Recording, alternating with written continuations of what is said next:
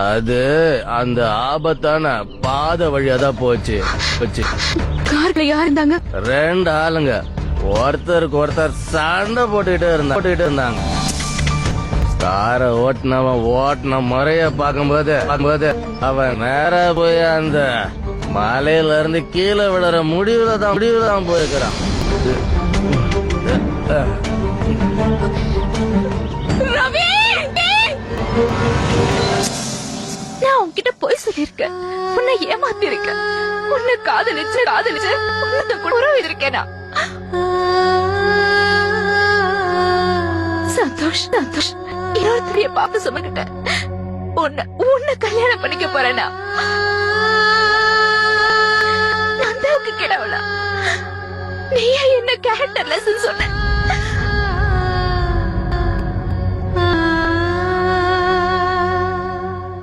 Characterless நான் இல்ல, characterless நீதான். உன்ன நம்பர் கீழ்த்தரமான ஆள் நீ நம்ம காதல நம்ம பிரேட்மான்ஸ் எல்லாத்தையும் இங்க சொல்ல வச்சுட்ட. நீ என்ன கல்யாணத்தை நிறுத்துறத? நானே இந்த கல்யாணத்தை நிறுத்துறேன்.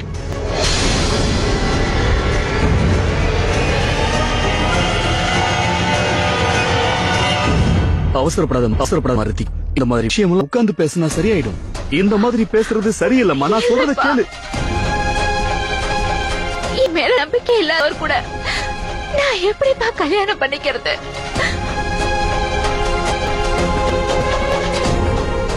இன்னைக்கு என்ன ரவி கூட சேர்த்து வச்சு பேசுறான், நாளைக்கு இன்னொருத்த கூட சேர்த்து வச்சு பேசுவான். எனக்கு நல்ல ஞாபகம் இருக்குடா, அன்னைக்கு நான் ஒண்ணு இருந்தோம், நம்ம வீட்டுல இருந்தோம். ஒரு பொண்ணும் தன் காதலன் கூட கட்டிக்க போறவங்க கூட எந்த அந்த சந்தோஷமான தருணத்தை யார் கூட ஷேர் பண்ண மாட்டா.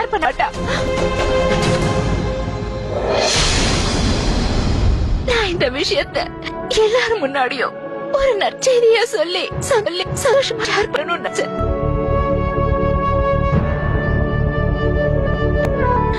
நான் சந்தோஷமா பெரிய பழைய தூக்கி போட்டுட்டேன். என் காதலியும் என் தன்மானத்தையும் அவமானப்படுத்திட்டா. எந்த பொண்ணா இருந்தாலும் இப்படிப்பட்ட பையனை கல்யாணம் பண்ணிக்க விரும்ப மாட்டா. இவனுக்கு காதலிக்கவும் தெரியாது, மரியாதைக்கவும் தெரியாது. போதும், டிராமாவை நிறுத்து. அந்த குழந்தை என்னோடது இல்ல.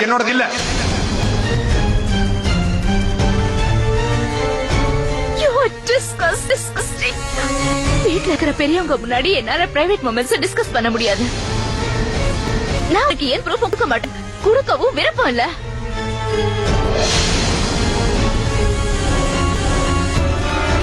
இது மேல உன்கிட்ட பேசுறது மட்டும் இல்ல, உன் முன்னாடி நிக்கிறது கூட எனக்கு விருப்பம் இல்ல. என் வாழ்க்கையில நான் செஞ்ச மிகப்பெரிய தப்பு உன்னை காதலிச்சதுதான்.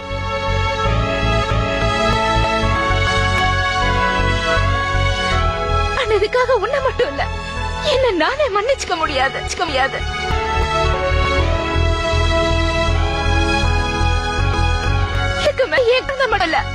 என் பக்கத்துல கூட உன் பேரை போட்டுக்க மாட்டேன்.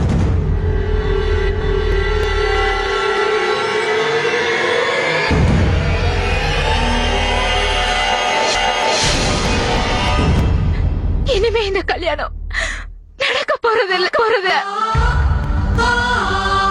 ரித்திகா,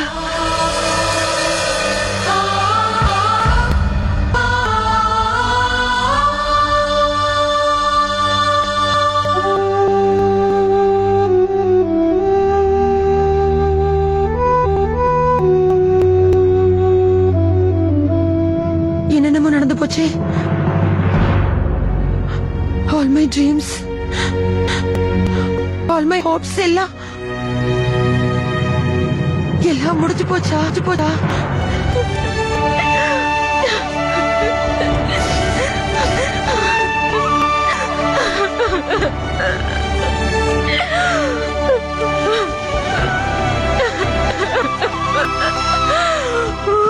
ரித்திகா, கொஞ்ச நேரத்துக்கு தனியா விட்டுருங்க.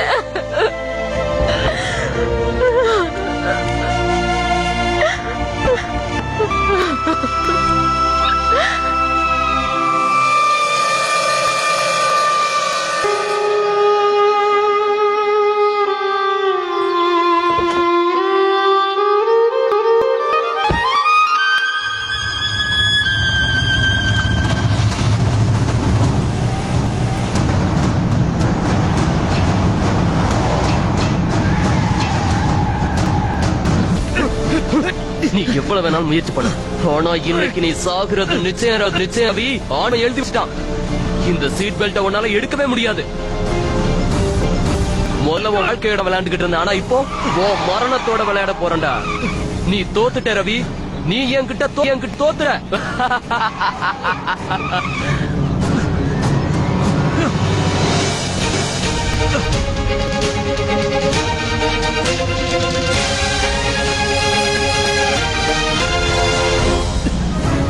உனக்கு ஒண்ணு தெரியுமா? ஷாலினியால மட்டும்தான் உன்னை சாவுல இருந்து காப்பாத்த முடியும். ஏன்னா இது உன்னை சாகடிக்க வரேன்னு அவளுக்கு போன் பண்ணி சொல்லி இருக்கேன். அதனாலதான் she knows that அவளும் பின்னாடியே காத்துக்கிட்டு தேடி வந்துகிட்டு இருப்பா. ஆனா அவளுக்கு நீ கிடைக்க போறதில்ல. நான் தான் கிடைக்க போறேன். நான் தான்.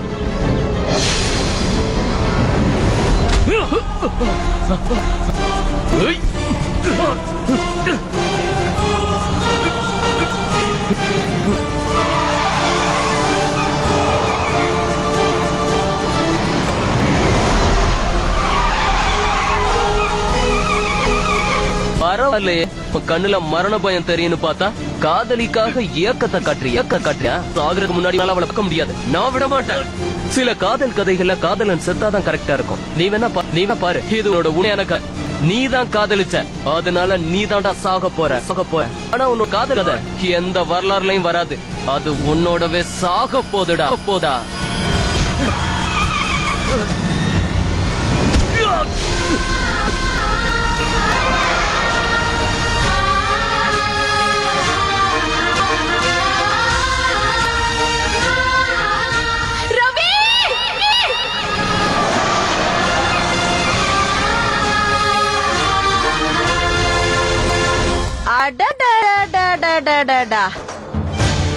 இது ரொம்ப பெரிய அபசகுனம் ஆயிடுச்சே. இல்ல லட்சுமி சங்கீத் ஃபங்க்ஷன் ஆகுமா? மாப்பிள்ளை வீட்டுக்காரங்க தலையில துண்டு விழுந்துருச்சா?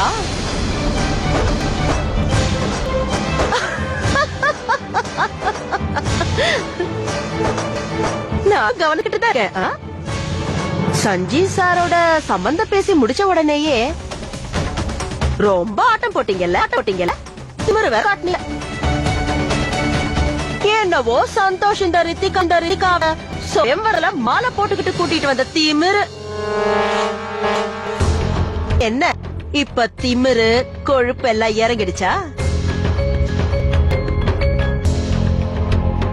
நானும் எத்தனை நாள பாத்துக்கிட்டு இருக்கேன். என்ன எப்படியெல்லாம் பேச கோடீஸ்வர சம்பந்தம் கிடைச்ச உடனே நான் அப்படி பண்ணுவேன் இப்படி பண்ணுவேன்னு எவ்வளவு திமிரா பேசின. நல்லா டான்ஸ் ஆடின, டிராமால கூட போட்ட.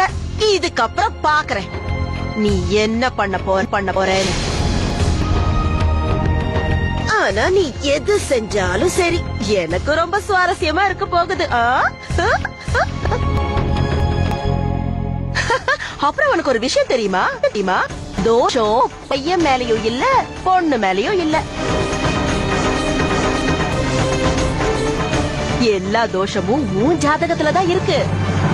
பார்த்தல கல்யாணத்துக்கும் குடும்பத்துக்கும் ராசியே இல்ல.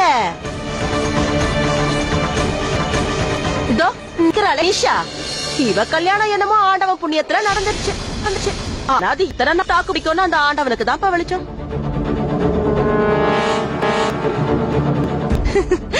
இவனுக்கு கல்யாணம் ஆகிறதுக்கு முன்னாடி நின்னு போச்சு. ஷாலினி கதை தான் தெரியும்ல. சீக்கிரமே விவாகரத்து ஆக போகுது.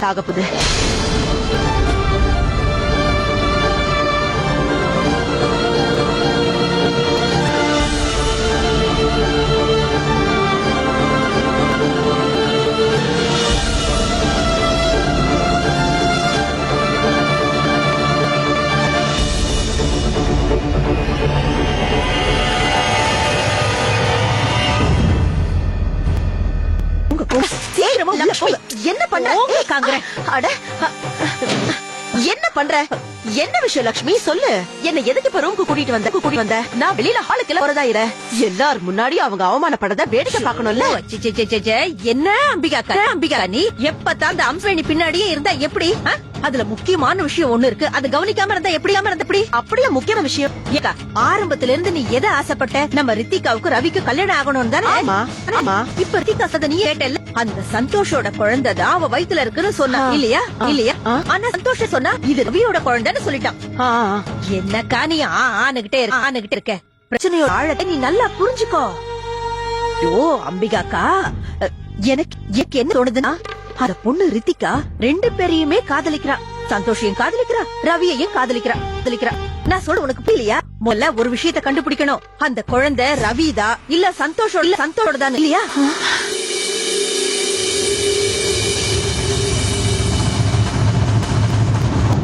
ஐயோ என்னக்கா நீ ஏதாவது பேசு. நீ இப்படி நின்னா அப்புறம் எனக்குதான் ஹார்ட் அட்டாக். ஐயோ நிச்சயமாவே ஹார்ட் அட்டாக் வரப்போகுது லட்சுமி. சந்தோஷத்தை நீ என்ன சொல்ற? இங்க பாரு, சந்தோஷ் ரித்திகாவை காதலிக்கிறான், சரிதானே? அவளை கல்யாணம் பண்ணிக்க ஆசைப்பட்டான். அதே நேரத்துல அந்த குழந்தை அவனோடது இல்லன்னு சொல்றான். அதுதான் சொல்றேன், அது உண்மைதானே? அப்படி என்ன அர்த்தம்? அந்த குழந்தை ஏன் ரவியோடது? ஐயோ, அப்படின்னா அவன் வயித்துல வளர்றது என்னோட பேரனா? இங்க லட்சுமி, எனக்கு என் புள்ள ரவிய பத்தி ரொம்ப நல்லா தெரியும். அவனுக்கு இந்த விஷயம் தெரியணும். ரிக்கா வயித்து வளர்றது அவனதுன்னு தெரிஞ்சதும் அவ சத்தியமா ஷாலினிய தூக்கி எறிஞ்சிடுவான். தன்னோட குழந்தைக்காக ரவி அந்த ஷாலினிய நிச்சயமா தூக்கி எறிஞ்சிடுவா. லட்சுமி, எனக்கு ரவிய பத்தி நல்லா தெரியும். அட நீ என்ன நடக்கிறது எதுவும் சரியா இல்ல, கொஞ்சம் கூட சரியா இல்ல. நான் என்னென்னமோ நினைச்சேன், ஆனா என்னென்னமோ நடந்துருச்சு. இந்த அம்பிகா அடிப்பட்ட காயத்துல உப்பு தூவறதுக்குனே காத்துக்கிட்டு இருக்கா. இதுக்கெல்லாம் நான் அவசர மாட்டேன். ஆம்பளைங்களை பொறுத்த வரைக்கும் இந்த மாதிரி எத்தனை சம்பந்தம் போனாலும் அவங்களுக்கு எந்த பிரச்சனையும் வராது. ஒரு சம்பந்தம் போச்சுன்னா 10 வரும் இந்த மாதிரி. ஆனா இப்ப நான் ஷாலினியை தான் கவனமா பாத்துக்கணும். ஏன்னா ரித்திகாவோட கல்யாணம் இப்ப இல்லேன்னு முடிவாயிடுச்சு. அப்ப ஷாலினிக்கு விவாகத்து ஆயிடுச்சுன்னா அப்புறம் நாங்க எல்லாரும் நடுத்தெருவுக்கு போக வேண்டி இருக்குமே. கடவுளே, அப்படியெல்லாம் நடக்கவே கூடாது. என்னோட குடும்பம் ஒரேடியா இவ்வளவு பெரிய காயத்தையோ நஷ்டத்தையோ தாங்கிக்க கூடிய நிலைமையில இல்ல. யோசி அம்சவேணி, நல்லா யோசி. இப்ப நீதான் ஏதாவது செஞ்சாகணும். நீ ஏதாவது செஞ்சு ஆகணும். இல்ல அட கடவுளே, ரத்தம், நான் என்ன செய்வேன்? என் பேத்திக்கு ரத்தமே வர வச்சுட்டியா?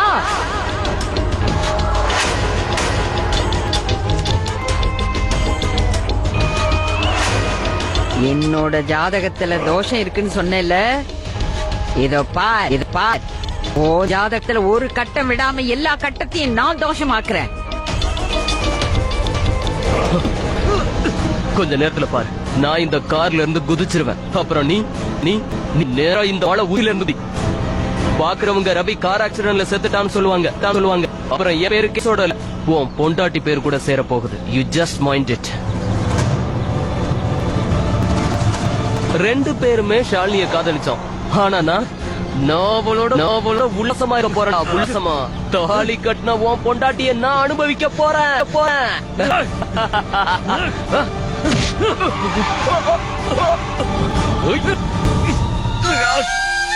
ரவி, இது ஷார்ட் ரூட் மாதிரி தெரியுது.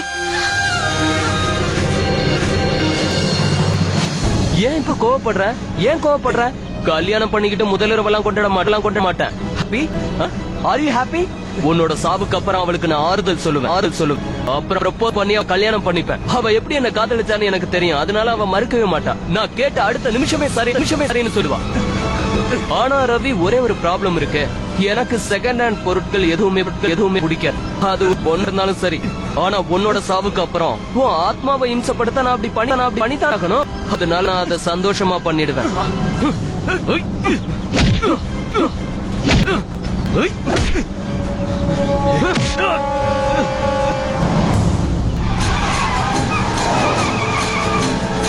இதோ நான் குதிக்க வேண்டிய இடம் வந்துச்சு. I see you. Never.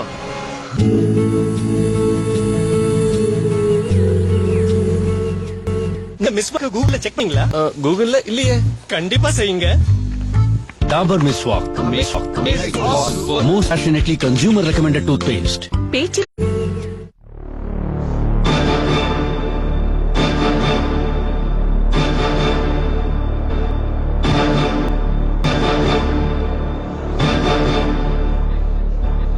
எல்லாரும் இங்க வரக்காக நான் மன்னிப்பு கேட்டுக்கிறேன். பட் ப்ளீஸ் எல்லாரும் அவங்கவுங்க வீட்டுக்கு போயிடுங்க. வீட்டுக்கு போய் இந்த கணை இப்போ நின்னு போச்சு.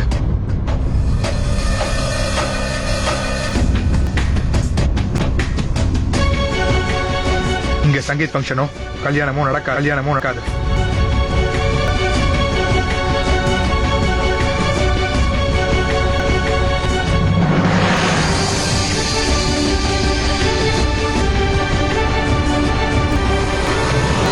இந்த பையன் ஏன் சங்கீத் ஃபங்க்ஷன் அதுமா இப்படி பேசுறான்? என்னப்பா நடந்துரும் இன்னும் மாப்பிள்ளையா போட்டிருப்பாங்க. அட ரெண்டாவது முறையும் அந்த பொண்ணுக்கு கல்யாணம் நின்னு போச்சு. பாவம் அந்த பொண்ணோட நேரம் சரியில்லை. யாருக்கு தெரியும், அந்த பொண்ணு ஒரு வேளை குறை இருக்கலாம்ல.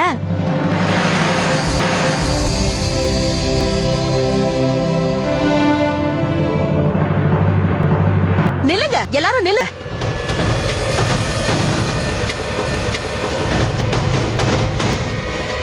நில்லுங்க. யாரும் எங்கேயும் போக கூடாது.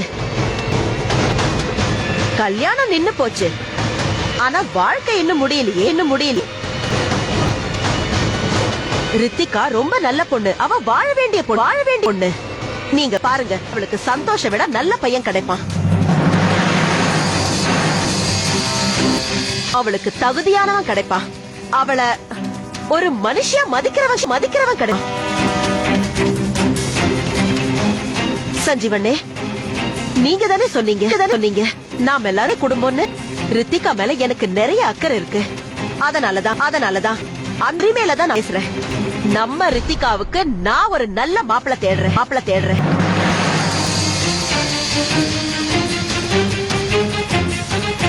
நீங்க எல்லாரும் என்னோட விருந்தாளியா வந்திருக்கீங்க. சாப்பிட்டுட்டு தான் போகணும். நான் ஏன் வீடு வர விருந்தாளிய சாப்பிட போக நான் விட மாட்டேன். வாங்க ப்ளீஸ், எல்லாரும் வாங்க, வந்து சாப்பிடுங்க.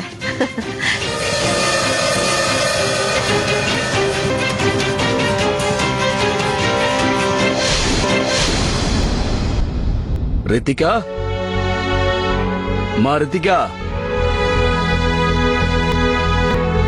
ரித்திகா, ஐயா, அம்மா என்ன வரலையா? இன்னும் வரல.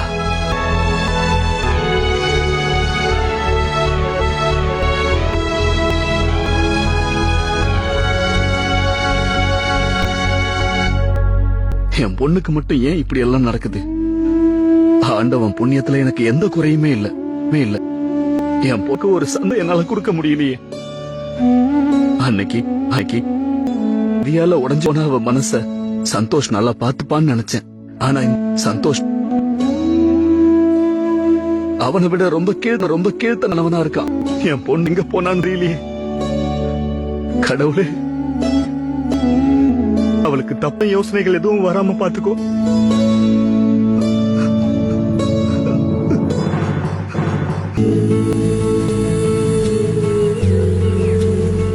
டாபரில் நாங்கள் உங்கள் தலைமுடியை ரவியா, கைய விடு.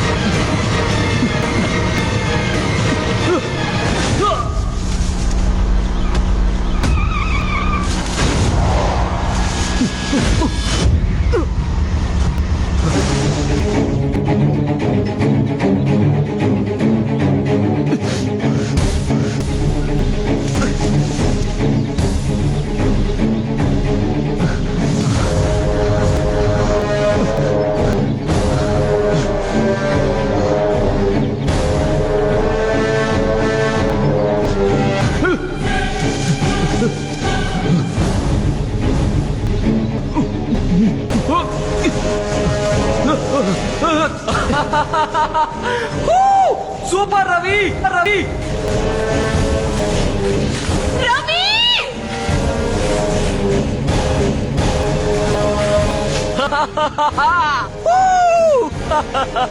கார் மூலமா சாகல, நீயே பள்ளத்துல விழுந்து சாக போற. அப்ப வந்ததை யாராலையும் தப்பிக்க முடியாது. Good one Ravi, good one.